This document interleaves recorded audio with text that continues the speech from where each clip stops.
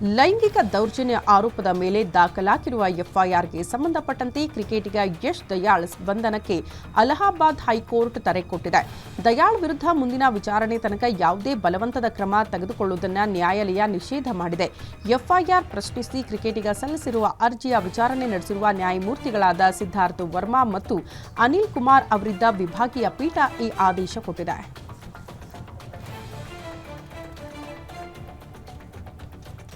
England cricket ಸರಣಿಯ ಪ್ರವಾಸದಲ್ಲಿರುವ ಭಾರತದ ಪುರುಷರ ಮಹಿಳಾ ತಂಡಗಳು ಸೇಂಟ್ ಜೇಮ್ಸ್ ಅರಮನೆಯಲ್ಲಿ ಬ್ರಿಟನ್ ದೊರೆ 3ನೇ ಚಾರ್ಲ್ಸ್ ಅವರನ್ನ ಭೇಟಿಯಾಗಿ ಕ್ರಿಕೆಟ್ ಬಗ್ಗೆ ಚರ್ಚೆ ಮಾಡಿದ್ದಾರೆ.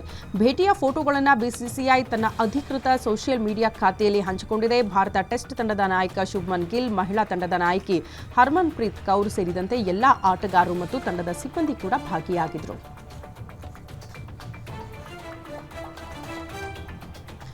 ಲಂಡನ್ನಲ್ಲಿ ನಡೆದಿದ್ದ 3ನೇ ಟೆಸ್ಟ್ ಪಂದ್ಯದಲ್ಲಿ ಇಂಗ್ಲೆಂಡ್ ವಿರುದ್ಧ ಸೋಲು ಕಂಡ ಭಾರತ 2025-27 ವಿಶ್ವ ಟೆಸ್ಟ್ ಚಾಂಪಿಯನ್ಶಿಪ್ನಲ್ಲಿ ಅಂಕಪಟ್ಟಿಯಲ್ಲಿ ಒಂದು ಸ್ಥಾನದ ನಷ್ಟದೊಂದಿಗೆ 4ನೇ ಸ್ಥಾನಕ್ಕೆ ಜಾರಿಕೊಂಡಿದೆ.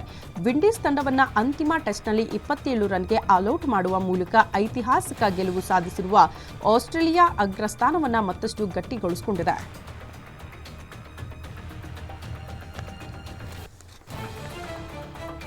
ಆಸ್ಟ್ರೇಲಿಯಾ ಬೌಲರ್ಗಳ ಮಾರಕ ದಾಳಿಗೆ ತತ್ತರಿಸಿರುವ ವೆಸ್ಟ್ ಇಂಡೀಸ್ ತಂಡ ತವರಿನ ಅಂತಿಮ ಟೆಸ್ಟ್ ಪಂದ್ಯದಲ್ಲಿ 27 ರನ್ಗೆ ಆಲ್ಔಟ್ ಆಗುವ ಮೂಲಕ ಹೀನಾಯ ಸೋಲು ಕಂಡಿದೆ. ಇದು ಟೆಸ್ಟ್ ಕ್ರಿಕೆಟ್ನಲ್ಲಿ ದಾಖಲಾದ 2ನೇ ಕನಿಷ್ಠ ಮೊತ್ತದ ಆಲ್ಔಟ್. ಈ ಹಿಂದೆ 1955ರಲ್ಲಿ ನ್ಯೂಜಿಲೆಂಡ್ನ 26 ರನ್ ಗಳಿಸಿತ್ತು. 176 ರನ್ ಅಂತರದ ಗೆಲುವು ಕಂಡ ಆಸ್ಟ್ರೇಲಿಯಾ ಸರಣಿ ವೈಟ್ ವಾಶ್ ಮಾಡಿಕೊಂಡಿದೆ. 100ನೇ ಟೆಸ್ಟ್ ಪಂದ್ಯ ಆಡಿರುವ ಮಿಚೆಲ್ ಸ್ಟಾರ್ಕ್ ಕೇವಲ 9 ರನ್ ಕೊಟ್ಟು 6 ವಿಕೆಟ್ಗಳನ್ನು ಪಡೆದುಕೊಂಡಿದ್ದಾರೆ.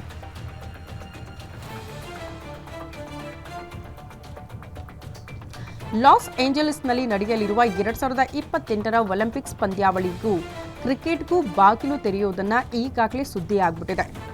ಈ ಪಂದ್ಯಗಳನ್ನು ಸೌತ್ ಕ್ಯಾಲಿಫೋರ್ನಿಯಾದ ಪೊವಾನಾ ನಗರದಲ್ಲಿ ಆಡಲಾಗುವುದು ಅಂತ ಐಒಸಿ ದೃಢಪಡಿಸಿದೆ. ಇದೀಗ ಪಂದ್ಯಗಳ ದಿನಾಂಕ ಪ್ರಕಟಗೊಂಡಿದೆ. ಬರೋಬ್ಬರಿ 128 ವರ್ಷಗಳ ಬಳಿಕ ಒಲಿಂಪಿಕ್ಸ್ ನಡೆಸ್ತಾ ಇರುವ ಈ ಕ್ರಿಕೆಟ್ ಪಂದ್ಯಾವಳಿ 2028ರ ಜುಲೈ 12ರಂದು ಪ್ರಾರಂಭ ಆಗಲಿದೆ. ಪದಕ ಪಂದ್ಯಗಳು ಜುಲೈ 20-29ರಂದು ನಡೆಯಲಿದೆ ಅನ್ನೋದು ತಿಳಿದುಬಂದಿದೆ.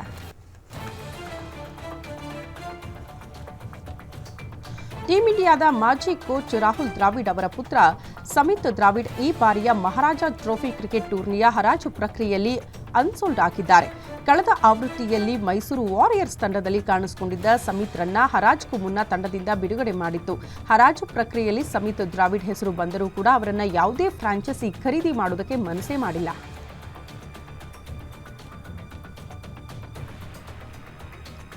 ಕನ್ನಡ ಚಿತ್ರರಂಗದ ಹಿರಿಯ ನಟಿ ಅಭಿನಯ ಸರಸ್ವತಿ ಬಿ ಸರೋಜಾದೇವಿಯವರ ಅಂತ್ಯ ಸಂಸ್ಕಾರ ಹುಟ್ಟೂರು ಚನ್ನಪಟ್ಟಣ ದಶಾವರದಲ್ಲಿ ತಾಯಿಯ ಸಮಾಧಿಯ ಪಕ್ಕದಲ್ಲಿ ನೆರವೇರಿದೆ. ಸಕಲ ಸರ್ಕಾರಿ ಗೌರವದೊಂದಿಗೆ ಒಕ್ಕಲಿಗ ಸಂಪ್ರದಾಯದಂತೆ ಅಂತ್ಯಕ್ರಿಯೆ ನೆರವೇರಿದೆ.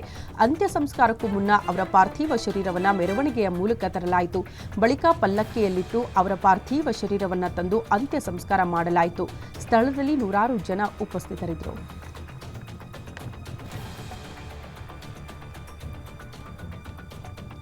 ಅಭಿನಯ ಸರಸ್ವತಿ ಎಂದೇ ಖ್ಯಾತಿ ಪಡೆದಿದ್ದ ಬಹುಭಾಷಾ ಹಿರಿಯ ನಟಿ ಬಿ ಸರೋಜಾದೇವಿಯವರ ಪಾರ್ಥಿವ ಶರೀರದ ದರ್ಶನವನ್ನ ಸಿಎಂ ಸಿದ್ದರಾಮಯ್ಯ ಮಾಡಿದ್ದಾರೆ. ಮಲ್ಲೇಶ್ವರಂನಲ್ಲಿ ಅವರ ನಿವಾಸವಿದ್ದ ರಸ್ತೆಗೆ ಸರೋಜಾದೇವಿಯವರ ಹೆಸರಿಡುವ ಬಗ್ಗೆ ಚರ್ಚೆ ಮಾಡಲಾಗ್ತಾ ಇದೆಯಂತ ಅಂತಿಮ ದರ್ಶನದ ಬಳಿಕ ಭರವಸೆ ಕೊಟ್ಟಿದ್ದಾರೆ.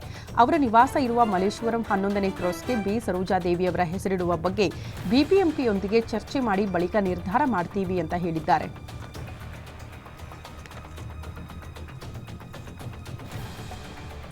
ನಟ ದರ್ಶನ್ ಅವರ ಅಭಿಮಾನಿಗಳು ಡೆವಿಲ್ ಸಿನಿಮಾಗಾಗಿ ಕಾಯ್ತಿದ್ದಾರೆ. ದಿನದಿಂದ ದಿನಕ್ಕೆ ಈ ಸಿನಿಮಾ ಮೇಲಿನ ನಿರೀಕ್ಷೆ ಜಾಸ್ತಿ ಕೂಡ ಆಗ್ತಾ ಇದೆ. ಈ ಚಿತ್ರದಿಂದ ಬರುವ ಪ್ರತಿ ಅಪ್ಡೇಟ್ ಕೂಡ ಅಭಿಮಾನಿಗಳ ಪಾಲಿಗೆ ಥ್ರಿಲ್ ಆಗ್ತಾ ಇದೆ. ಈಗ ದಿ ಡೆವಿಲ್ ಚಿತ್ರದ ಮೋಷನ್ ಪೋಸ್ಟರ್ ಬಿಡುಗಡೆ ಬಗ್ಗೆ ಚಿತ್ರತಂಡದಿಂದ ಅಧಿಕೃತ ಮಾಹಿತಿ ಹಂಚಿಕೊಳ್ಳಲಾಗಿದೆ. ಮೋಷನ್ ಪೋಸ್ಟರ್ ಬಿಡುಗಡೆಗೆ ದಿನಾಂಕ ನಿಗದಿಯಾಗಿದೆ. ಸೋಷಿಯಲ್ ಮೀಡಿಯಾದಲ್ಲಿ ಮತ್ತು ಅಭಿಮಾನಿಗಳ ಸಮ್ಮುಖದಲ್ಲಿ ಜುಲೈ 19 ಶನಿವಾರದಂದು ಸಂಜೆ 8 ಗಂಟೆಗೆ ಪೋಸ್ಟರ್ ಅನಾವರಣ ಮಾಡುವುದಾಗಿ ಚಿತ್ರತಂಡ ಹೇಳಿಕೊಂಡಿದೆ.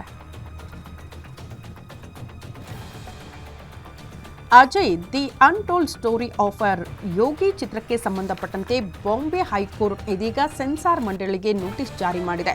ಕೆಲವು ದಿನಗಳ ಹಿಂದೆಯಷ್ಟೇ ಚಿತ್ರದ ಟೀಸರ್ ಬಿಡುಗಡೆಯಾಗಿತ್ತು. ಇದಾದ ಬಳಿಕ ಚಿತ್ರಕ್ಕೆ ಸಂಬಂಧಪಟ್ಟಂತೆ ಬಾಂಬೆ ಹೈಕೋರ್ಟ್ ಸೆನ್ಸಾರ್ ಮಂಡಳಿಗೆ ನೋಟಿಸ್ ಜಾರಿ ಮಾಡಿದೆ. ಈ ಚಿತ್ರವು ಉತ್ತರ ಪ್ರದೇಶದ ಮುಖ್ಯಮಂತ್ರಿ ಯೋಗಿ ಆದಿತ್ಯನಾಥ್ ಅವರ ಜೀವನವನ್ನು ಆಧರಿಸಿದ್ದು, ಇದಕ್ಕೆ ಅನುಮೋದನೆ ನೀಡುವಲ್ಲಿ ವಿಳಂಬ ಮಾಡಿರುವುದಾಗಿ ನೋಟಿಸ್ನಲ್ಲಿ ಪ್ರಶ್ನೆ ಮಾಡಲಾಗಿದೆ. ನಟ ಪ್ರಭಾಸ್ ಮತ್ತು ನಿರ್ದೇಶಕ ಪ್ರಶಾಂತ್ ನೀಲ್ ಅವರ ನಡುವೆ ಉತ್ತಮ ಒಡನಾಟ ಬೆಳೆದಿದೆ. ಸಲಾರ್ ಸಿನಿಮಾದಲ್ಲಿ ಜೊತೆಯಾಗಿ ಕೆಲಸ ಮಾಡಿದ ಅವರು ಆತ್ಮೀಯ ಸ್ನೇಹಿತರಾಗಿದ್ದಾರೆ. ಬಿಡುವು ಸಿಕ್ಕಾಗ ಒಟ್ಟಿಗೆ ಸಮಯ ಕಳೀತಾರೆ. ಪ್ರಶಾಂತ್ ನೀಲ್ ಮತ್ತು ಪ್ರಭಾಸ್ ಜೊತೆಯಾಗಿ ಸಿನಿಮಾ ನೋಡೋದಕ್ಕೆ ತೆರಳಿದ್ದಾರೆ. ತಮ್ಮ ಸಿನಿಮಾಗಳ ಕೆಲಸಗಳನ್ನು ಬದಿಗಿಟ್ಟು ಅವರು ಹಾಲಿವುಡ್ ಸಿನಿಮಾ ವೀಕ್ಷಣೆ ಮಾಡಿದ್ದಾರೆ.